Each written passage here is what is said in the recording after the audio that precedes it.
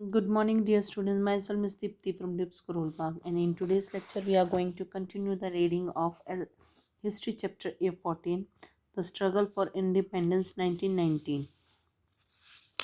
And in today's lecture, we are going to read about the Motilal Nehru Committee.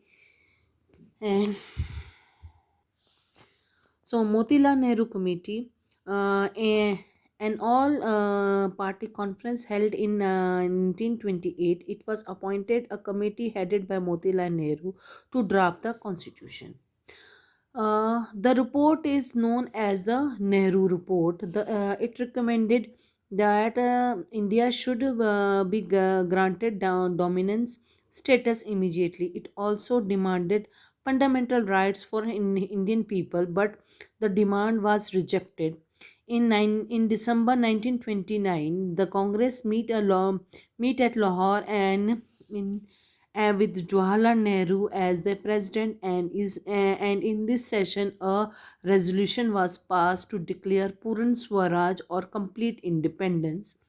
On the 11th December 1929, a new tricolor flag was hosted. The Congress decided to pursue the demand with the civil disobedience movement.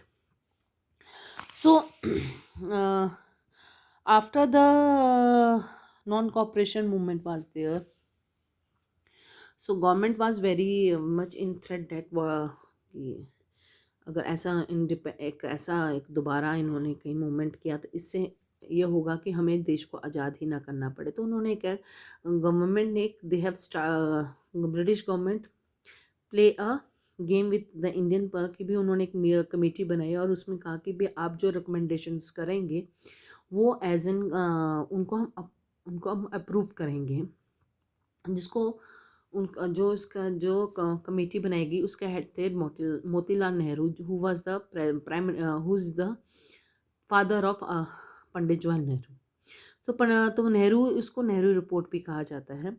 And इसमें recommendation की गई थी कि भी लोगों को, Indian लोगों का अपना कॉन्स्टिट्यूशन होना चाहिए, number one. Number two, Indian people should get some fundamental rights and some other demanded was there, but unfortunately British government denied to accept all these demands. So whereas in 1929, in December 1929, Lahore session was there, which was president by the Pandit Jawaharlal Nehru. In that session, Pandit Jawaharlal Nehru ask for the complete independence. उन्होंने कहा था अब हमें स्वराज की ज़रूरत नहीं है, हमें पूर्ण स्वराज की ज़रूरत है, यानी कि we want fully freedom from the British rule. So 11 दिसंबर 1929 को जो ट्राई कलर का फ्लैग है हमारा, उसको फहराया गया था एंड पूर्ण डिमांड के साथ में एक न्यू मूवमेंट स्टार्ट किया गया जिसको सिविल डिसओबीडेंस मूवमेंट भी कहा जाता है। सो in next paragraph we are going to read about the civil disobedience movement and the Dandi March in 1930. अब एज यू नो कि गांधी जी का था कि नॉन वायलेंस तरीका अपनाना है, तो वो टैक्सेस को लोगों को बोलते हैं टैक्स मत पे करो। सो यहाँ पर भी सिविल डिसओबीडेंस मूवमेंट को स्टार्ट करने से पहले यहाँ पर भी उन्होंने यही कहा था कि भी टैक्स मत पे करो। तो यहाँ पर जो मेन चीज़ आती है सिविल डिसओबीडेंस मूवमेंट को स्टार्ट करने के लिए, गांधी जी ब्रिटिश गवर्नमेंट की चीज़ों पे नज़र रखी हुई थी। तो उन्होंने ब्रिटिश गवर्नमेंट ने सॉल्ट, जो कि हमारे लिए खाने के लिए बहुत ज़रूरी है, हमारे जीवन के लिए बहुत ज़रूरी है, सॉल्ट पे हाई टैक्स लगाया हुआ था। तो महात्मा गांधी जी ने कहा कि नमक हमारे देश में बनता है, हमारे देश में ही नमक बनता है, सिर्फ पैक होने के लिए बाहर जाता और फिर वापस हमारे देश में आता, तो इतना महंगा क्यों है, तो हम अपना नमक खुद बनाएंगे। So we will make our salt by self. और उन्होंने सॉल्ट टैक्स को मानने से इनकार कर दिया था। तो this is the beginning of the civil disobedience movement. So shall we now we are going to read in the book what they have said. Dandi March was outcome of the civil disobedience movement. It was launched in March 1930. This march was undertaken by Mahatma Gandhi and many of his followers as a revolt against the salt law. According to the salt law, only British could manufacture the salt in India.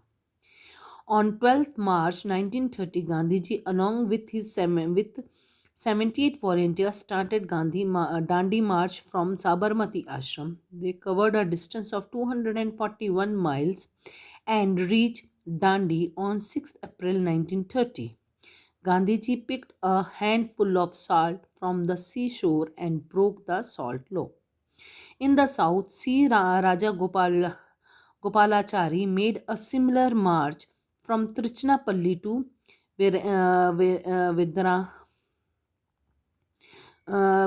Vidraranyam in the northwest frontier provinces. The movement was led by Khan Abdul Ghaffar Khan, who is also known as Frontier Gandhi.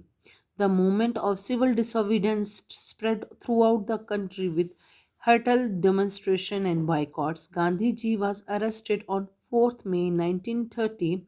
Then Sarojini Naidu led the march to break the salt law at Dharashala Sharia in Surat. In spite of the in violence approach they had, the police attacked the people severely. As I told you कि salt law को तोड़ने के लिए किया गया था. तो Gandhi ji started this Dandi march start किया था साबरमती आश्रम से.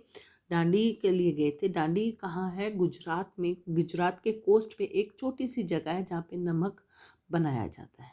वहाँ तक गांधी जी चल के गए थे अपने 70. इनिशियली जब वो साबरमती आश्रम से चले थे तो वो 78 अपने फॉलोअर्स के साथ में थे. बाद में slow and study people joined him and make a huge march, and they have reached Dandi, where Gandhi ji broke the salt law by taking a handful यानी कि एक मुट्ठी भर नमक उन्होंने जमीन से उठाया था, जिससे कि सॉल्ट लॉ टूट गया था. और दांडी मार्च के साथ ही सिविल डिसोबीडियंस मूवमेंट भी स्टार्ट हो गया था. सिविल डिसोबीडियंस का मतलब क्या होता है? डिसोबीडियंस का मतलब कहना ना मानना, ठीक है ना. आज्ञा का ना पालना करना था. कानून को तोड़ना इज ऑल्सो डिसोबीडियंस ना. सो यहाँ पर भी उन्होंने वही किया. तो ये पूरे देश में हुआ. गुजरात में तो महात्मा गांधी ने किया, वेयर है साउथ में श्री राजा गोपालाचार्य ने किया था. एंड नॉर्थ वेस्ट फ्रंटियर, जिसको जो आजकल पाकिस्तान में सिंध का प्रांत है, वहाँ पर खान अब्दुल गफ़र खान ने स्टार्ट किया था, जिनको हम फ्रंटियर गांधी के नाम से भी जानते हैं. वेयर एज गांधी जी को 4 मार्च में 1930 को अरेस्ट कर लिया गया, लेकिन सरोजनी नायडू जो थी उन्होंने इस मार्च को आगे कंटिन्यू किया और उनको धरासरिया से सूरत एक जगह है, सूरत के पास एक जगह है, वहाँ तक उन्होंने ये मार्च निकाला था और सॉल्ट लॉ को तोड़ा था. इंस्पाइट की ये जो जितनी भी डेमोन्स्ट्रेशन हुए या फिर मार्च निकाले गए, ये पीसफुल मैनर में थे, नॉन वायलेंट थे. बट फिर भी पुलिस ने लोगों पर बहुत से अत्याचार दिए. हमने कई बार टीवी पे छोटी सी डॉक्यूमेंट्रीज भी देखी होंगी, बहुत सी ब्लैक एंड वाइट डॉक्यूमेंट्रीज भी नज़र आती है, जिसमें ब्रिटिश पुलिस जो है निहत्थे लोगों पे डंडे बरसा रही. तो this was there. So they used to do this thing. So next we are going to read about the Gandhi-Irwin Pact in 1930. Thank you very much. Have a nice day.